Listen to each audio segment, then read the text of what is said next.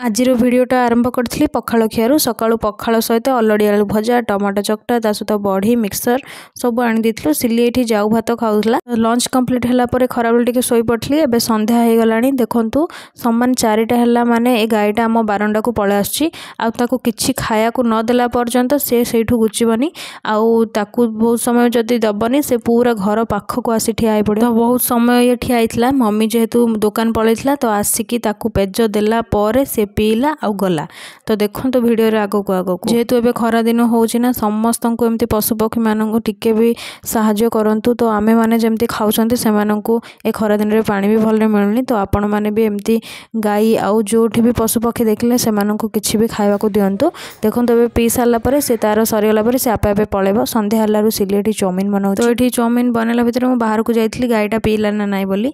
आज जेहेतु सोमवार थिला सिली एठी मम्मी पई बिना पियाज रसुण चाउमिन आउ आम पई पियाज पकईकी चाउमिन बनाउथला।